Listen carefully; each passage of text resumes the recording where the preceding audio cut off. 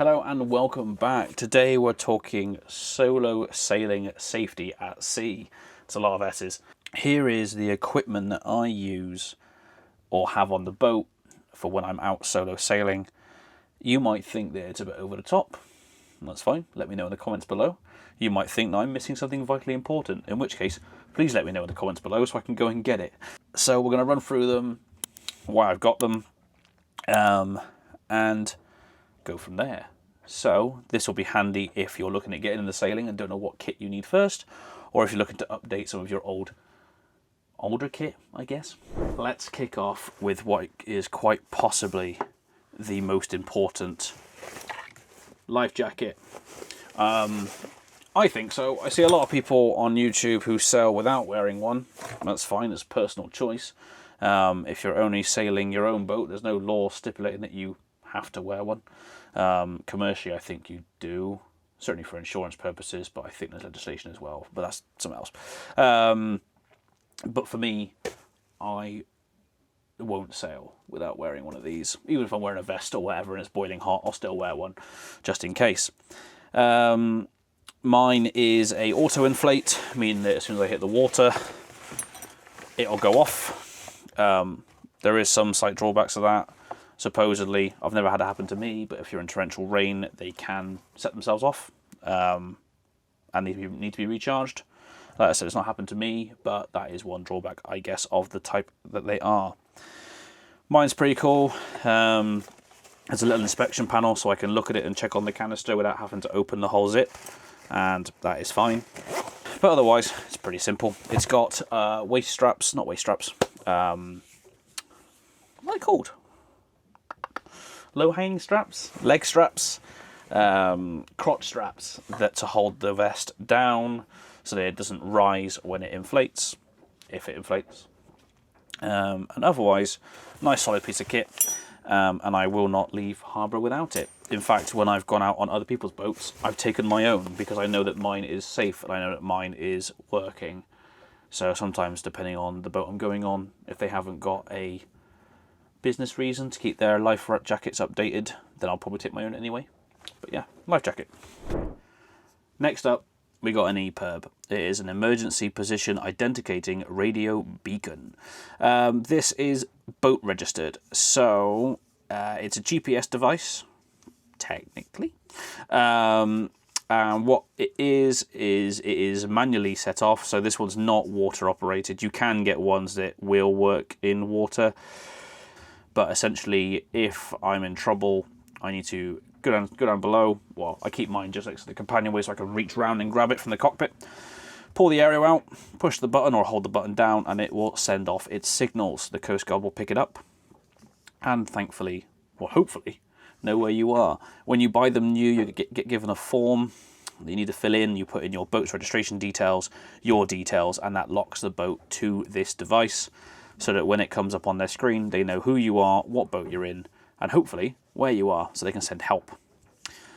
Downsides, it is boat locked and it's on the boat. So if I'm in the cockpit and I end up falling out the back side of it, I can't get to this. So only works providing someone is on the boat to turn it on. But is a very good piece of kit and highly recommended for every boat that you just take out with.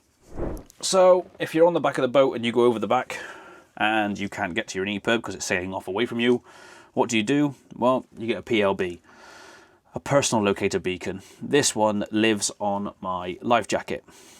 I honestly believe that everybody should have one of these. It is simple enough. You can put it, if you don't want to wear a life jacket, you can put it over your belt. Doesn't matter. And they are similar kind of deal. It's not water operated. I've got to pull the aero out, which is here, and start button, which is in there. But this is a personal locator beacon, so like I say, it's clipped onto the side of my life jacket, and if I'm in trouble, I can pull this out, push the beacon, and same scenario as the EPIRB. There's a form that comes with this, but this time you register it to yourself, and the Coast Guard have got that, so that if it comes up on their screen, they know where you are. More importantly, where you are, not the boat is. If the boat's sailing off, then you have to go chase after it later. But this is more important for the personal safety of the person on board. Yeah, so big fan of these pieces of kit. And always have this with me, regardless of anything else. In fact, if you're a hiker, you can still use it on land, because they're not just sea-based. More and more hikers are turning to things like this to take with them in case they get in trouble up in the mountains. Hello, we interrupt your regular video with a quick thank you message, because thanks to all of your views, subscriptions, watch time, comments, my channel has now grown and I am able to offer memberships and super chats as an additional way of showing support to me, my adventures, and the content that I bring to your screens. So a huge thank you. If you wish to support the channel even more, then those are now available to you as options. There's different levels of memberships depending on how you want to support. There's also super chats. Again, no really idea what they do. And of course, if those options aren't for you, then please just like, comment on the videos and subscribe to the channel. Share them to your friends if you enjoy them that much, and help me grow my channel and keep the adventures coming to you. So a huge thank you to everyone so far for their support and hope for continued support. And we'll now go back to your regular scheduled video. Next up, we have a handheld. There are many different types, many different grades. This is a higher end one, certainly more middle ground, because it has got what's called DSC on it. So it can send out a distress signal and distress ping with GPS from the device itself. It also floats. So this is usually clipped onto my harness. One, because it means I can hear all the local traffic when I'm sailing around, but two, because if I end up going over the side, then I've got an additional way on top of the PLB to call for help if needed. The distress on this one is a little button at the back. You simply just push that down and it sends out a GPS ping from the radio itself. Very good piece of kit. Needs charging quite a bit. The only downside to it is it does seem to burn through battery a little bit more than, say, your regular one, but it is doing GPS at the same time. So just got to be careful that if you're up on deck, you need this with you. Because again, similar to the EPIRB, if you go over the side, but this is on the charging dock down below, it's going to do you no good. So have it clipped in to me at all times. Let's go old school. Here's some flares. So I've got a full pack on board for what they recommend you have. It's a number of rockets and parachutes and hand flares. Use the signal if you're in trouble. Hopefully the GPS stuff's already done it by then. But if you need to more pinpoint where you are, obviously signal flares are a great way to do it. So yeah, these are on board. They are in various positions around the boat, as well as a main storage bucket full of them in the cockpit, should I need them. Very difficult to get rid of though.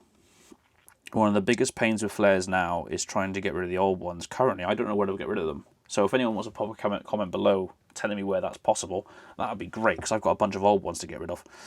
You used to be able to take them to the fire station, but they don't accept them anymore. Simple to use. If you've never seen a flare before, all the instructions are on the back. Follow the instructions, don't put your hand over the fiery end, and you're good to go. Don't launch rocket flares if helicopters are nearby. Very obvious, but also in every safety brief and every RYA training manual on every boat I've been on. So if you do need a signal for a helicopter, don't shoot parachute flares up into the air, otherwise they'll just turn around and not come near you. Use a smoke one instead. And then lastly, my boat came with this, so I don't really use this much. And that is a GPS device. Because of all the other kit I've got on board, and my phone, and Navionics, I've yet to use the GPS device much, but I've had a little play with it, and it's quite a nice little thing to have, but again, not something that I would ever think of buying without. It's just the fact that it came with the boat, and it plugs into the coordinates of the radio that it stays, basically. Actually, that's not last. Lastly is this one. So this is my chart plotter. There's a whole video on this chart plotter, but this is an AIS transponder and receiving chart plotter built all in one. The actual antenna is there for one bit, and the AIS antenna is up there in the corner. More for safety of the boat than for me. All of these have been personal safety things. This is about being aware. So thanks to the AIS on here, as an additional, because you should never rely on AIS, an additional thing, is the fact that I can see boats that aren't on the horizon or are in the area that are also showing an AIS signal. You're not going to see all of them because there'll be some older sailing vessels that haven't got them, or small fishing boats, so you must always keep an eye out. But the chart plotter is a very good tool for being able to plan and see what's ahead. This one can cast its AIS data onto navionics on a tablet, which I keep up in the cockpit.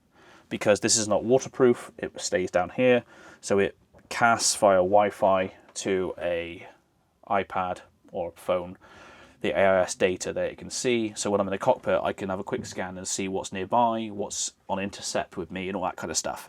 So as personal safety, not really safety equipment per se, but important for the safety of the vessel and the safety of other vessels nearby.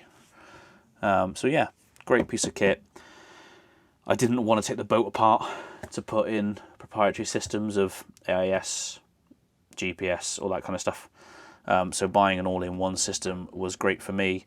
I know some people do say that having it all in one box means it's just one thing to fail and then you're screwed, but for inshore coastal sailing, I really don't think it's that big an issue. If it does go inshore, then I'll head to the shore. You know, I'm not doing big crossings with it. I wouldn't say it's great for the English Channel or to go Atlantic or whatever. But for inshore sailing on a small boat or lake sailing or whatever, fantastic. But yeah, so that's about it. We're going to end that video there. If I've missed anything out or you think I've gone over the top, please let me know below. If you like this kind of content, please look at the rest of the videos on the channel. Like, comment, subscribe, as always. All that kind of stuff helps this channel grow. If you really like what I do and want to consider supporting more, then please look at the YouTube membership options, Patreon, and the other links down below. And until we see you on the next one, thank you for watching, take care, and we'll see you again. Goodbye.